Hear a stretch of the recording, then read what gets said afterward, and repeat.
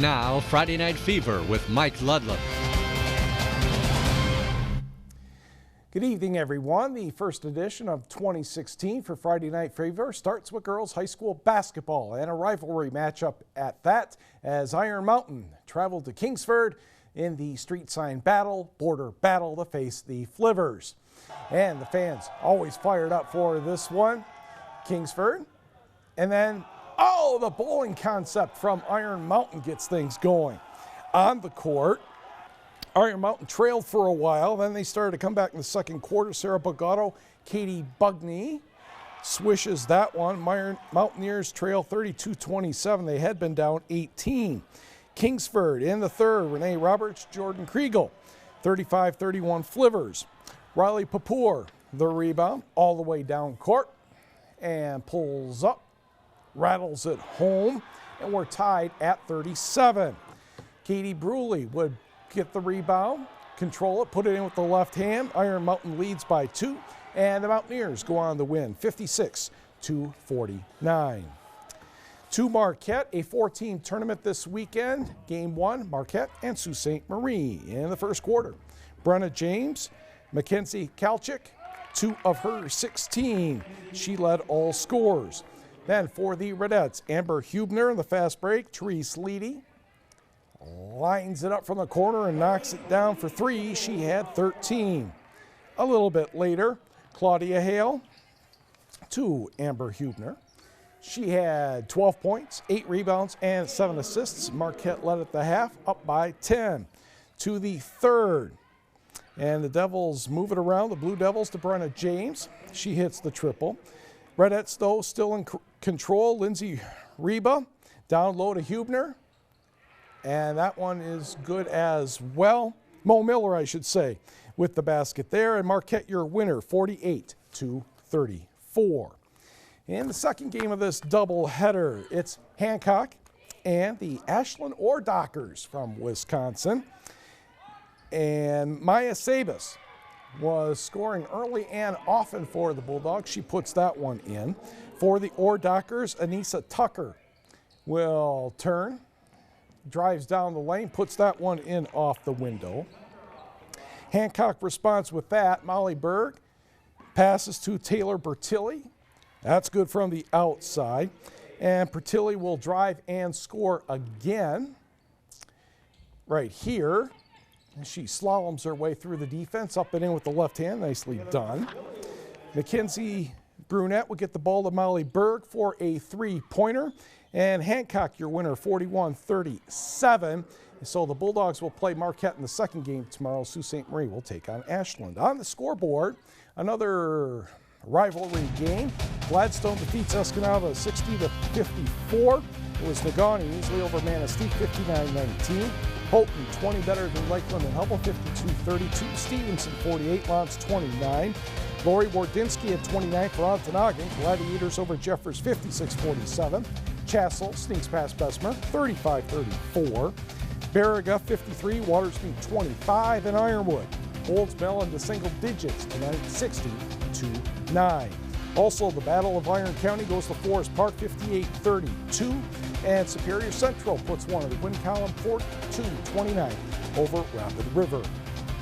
Also, in Class D girls basketball, Republic Michigami with new orange and black bleachers to go with the banners and the paint. Everything looks nice instead of those old brown ones. Mid-Peninsula, the visitor, who also happens to wear orange. Off the blocked shot, it'll be a steal, and Haley Trudell gets the hoop and the foul for the Mid-Peninsula Wolverines.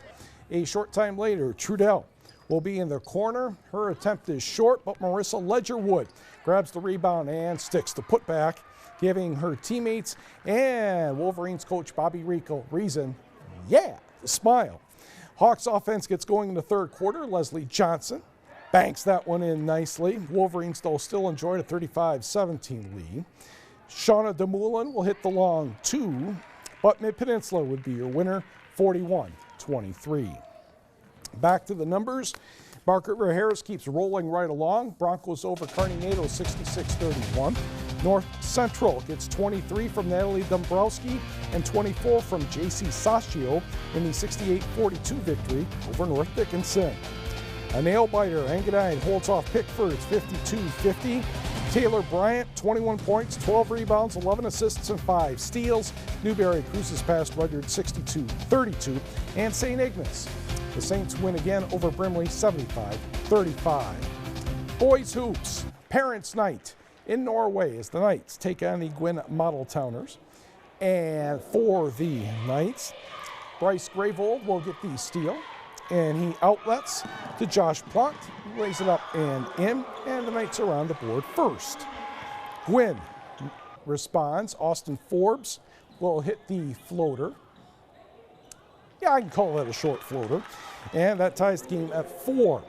Norway defense looking pretty good. Bryce Plant, the steal, and goes in for the layup. Knights up 8-5. This game, though, in the first quarter, 16 combined fouls in the first 8 minutes. When it was all said and done, Norway your winner, 59-36. Connor Ortman had 13 for Norway. Excuse me. Back to the scoreboard. Ishmael cruises past Lund, 62-19. Colin Gagnon with 22 points. Wakefield Marinisco 71, Ironwood 49. Did not hear from Flint Academy in Cedarville. 4 players in double figures for Republic Michigan. The Hawks are on the board with a win, 58-47. And in college basketball, Finlandia drops a pair to Minnesota Morris. The men fall 89-73. Marcus Gerald had 27 for the Lions, while Minnesota Morris at 5 in double figures. The women drop an 80-59 decision. Superior Central's Brooke Passanen with 5 3-pointers and a total of 17 points. When we come back, we'll take a look at some high school hockey, including Novi and Calumet. And the Marquette Iron Rangers were at home against the Calumet Wolverines. We'll be right back. To high school hockey, where the debate continues on who is better, Calumet, Hancock, or Houghton. Well, we caught 2 of those teams in action tonight. Let's start way up north at the Calumet Coliseum as the Copper Kings take on the Novi Wildcats. And we have a save. Edward Byring denied in the front of the net. But Byring splits the defenders and gets the goalie down, and yeah, they'll give him credit for that one. And it's a 1-0 lead for Calumet. 9:07 left in the first. Wildcats keep trying, but they just kept getting denied for quite a while.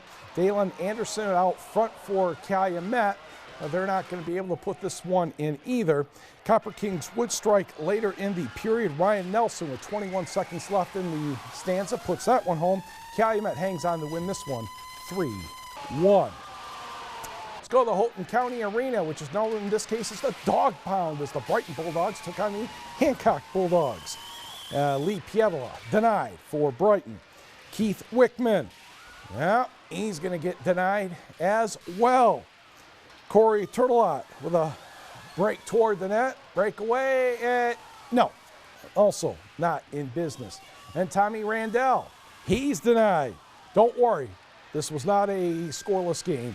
Hancock ended up winning this one by the count of 3-1.